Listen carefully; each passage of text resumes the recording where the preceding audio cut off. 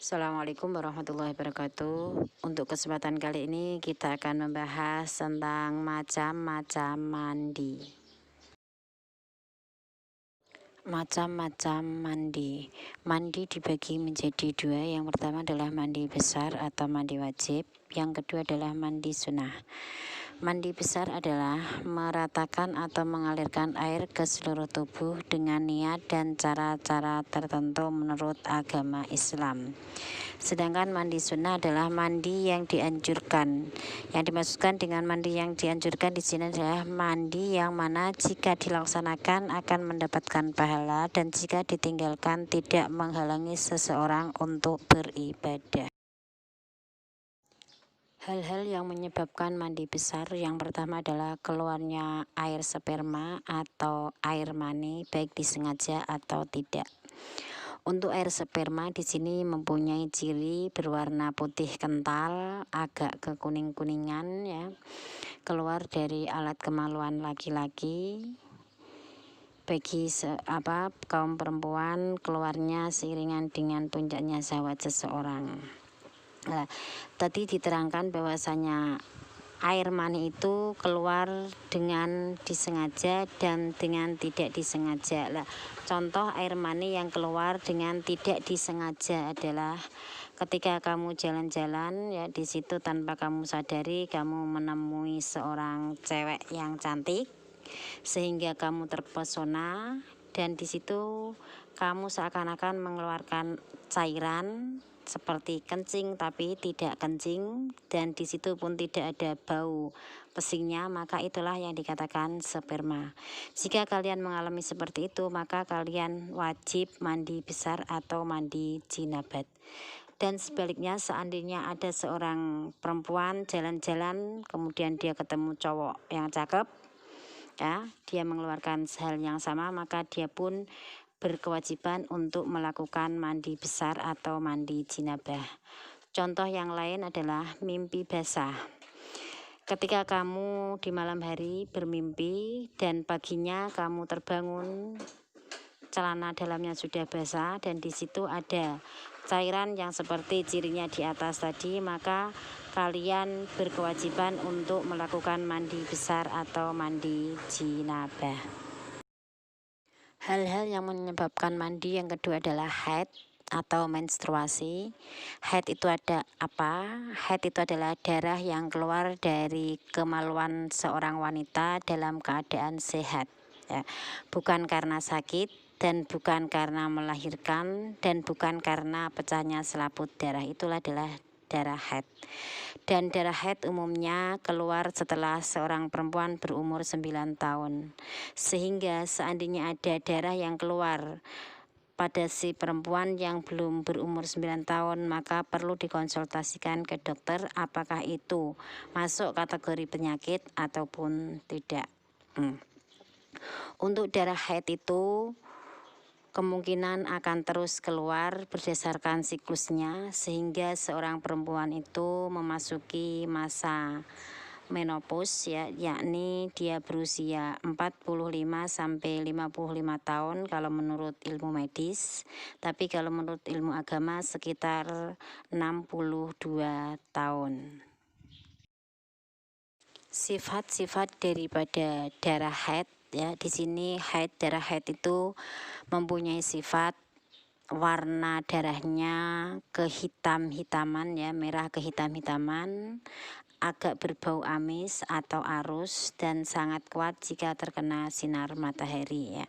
Contoh aja ya, seandainya celana dalam kalian itu terkena percikan darah haid, ketika kamu cuci di malam hari dan di siang hari itu akan berbeda. Kalau di siang hari akan mengalami kesulitan, tapi kalau di malam hari akan lebih mudah. Kalau kalian tidak percaya bisa dicoba atau dipraktekkan nanti ketika kalian haid. Kemudian masa haid minimal ya, minimal haid adalah sehari semalam. Dan umumnya haid yang dialami oleh pada umumnya masyarakat di sekitaran kita itu sekitar 6 sampai 7 hari. Dan maksimal haid adalah 15 hari. Untuk perhitungannya dimulai dari hari pertama keluarnya darah. Contoh, Nah, di sini contoh yang pertama, tanggal 1 mulai haid sampai tanggal 6 suci. Maka dia bisa dikatakan haid lagi kalau sudah ada selang waktu 15 hari. Contoh yang kedua adalah tanggal 1 mulai haid sampai tanggal 6 suci, 2 hari kemudian keluar darah lagi sampai 3 hari, maka perhitungannya tetap dimulai dari tanggal 1, berarti dia haid 6 hari ditambah 2 hari, waktu suci tadi, kemudian ditambah 3 hari, yang totalnya haidnya adalah 11 hari. Itu contoh yang kedua. Contoh yang ketiga, tanggal 1 mulai haid sampai tanggal 6 suci 2 hari, kemudian keluar darah lagi sampai tanggal 17, maka perhitungannya tetap dimulai dari tanggal 1, berarti dia haid mulai tanggal 1 sampai tanggal 15, dan yang tanggal 17 dan 16 adalah istihadah atau darah penyakit.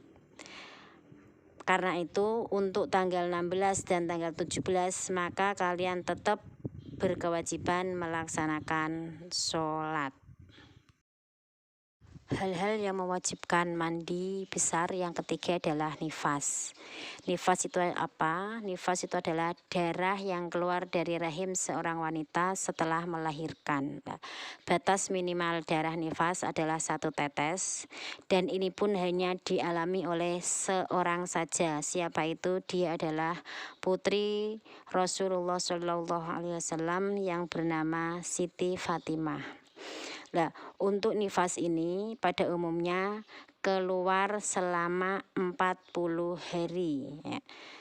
Kemudian untuk maksimalnya atau paling lama nifas itu dialami atau dijalani atau keluar selama 60 hari. Dan seorang yang sedang nifas memiliki larangan-larangan yang sama dengan seorang perempuan yang sedang haid. Hal-hal yang mewajibkan mandi yang keempat adalah melahirkan atau dengan kata lain mandi wiladah. Kemudian yang kelima adalah mati atau meninggal dunia. Ya, di sini untuk mati itu semuanya wajib dimandikan kecuali mati syahid. Kemudian yang berikutnya adalah larangan-larangan bagi kaum laki-laki yang sedang berhadas besar atau dengan kata lain junub. Yang pertama adalah dilarang mengerjakan sholat. Yang kedua adalah dilarang mengerjakan tawaf. Tawaf itu apa? Tawaf itu adalah mengelilingi Ka'bah 7 kali. Ya. Kemudian yang ketiga adalah iktikaf. Iktikaf itu apa? Iktikaf itu adalah berdiam diri di masjid dengan niatan untuk beribadah kepada Allah SWT atau untuk mendekatkan diri kepada Allah. Yang keempat adalah dilarang berpuasa. Larangan yang kelima adalah dilarang membaca Al-Quran, dilarang menyentuh Al-Quran, dan dilarang membawa Al-Quran. Larangan-larangan bagi seorang perempuan yang sedang haid dan nifas. Larangan yang pertama adalah dilarang mengerjakan sholat. Yang kedua dilarang mengerjakan tawaf. Yang ketiga dilarang mengerjakan iktikaf. Yang keempat dilarang berpuasa. Yang kelima dilarang berkumpul suami istri atau hubungan kelamin. Yang keenam dilarang membaca Al-Quran. Yang kelima dilarang membawa Al-Quran. Dan yang keenam dilarang menyentuh Al-Quran. Nah, di sini seandainya kita menemui seorang perempuan yang hafidhah, maka ketika dia sedang haid atau sedang nifas, untuk deres-nya bisa didres atau dihafalkan di dalam hati. Dalam artian dia itu membaca atau deres Al-Quran tanpa ada suara. Kalau toh kesulitan deres seperti itu, ya seorang perempuan tadi bisa mendengarkan bacaan-bacaan Al-Quran lewat video ataupun tip ataupun yang lain, sehingga lafaz-lafaz tersebut tidak menyebabkan dia mengalami kelupaan dalam bacaan Al-Quran. Syarat-syarat mandi besar. Yang pertama adalah Islam. Ya, syaratnya harus beragama Islam. Seandainya ada orang non-muslim, dia melakukan mandi besar, dia pun hafal lafaz atau hafal niatnya, dan dia pun sudah melakukan tata caranya dengan baik. Tapi karena dia itu tidak beragama Islam, maka mandinya tadi tidak sah, dan mandinya tadi dianggap seperti kita mandi biasa. Kemudian yang kedua, syarat mandi yang kedua adalah mumayyiz. Mumayyiz itu apa? Mumayyiz itu adalah orang yang dapat membedakan mana yang baik dan mana yang benar.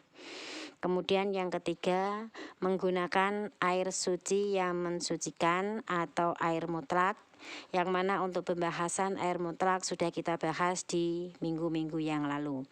Kemudian yang berikutnya adalah tidak ada sesuatu yang menghalangi sampainya air ke anggota tubuh atau kulit kita.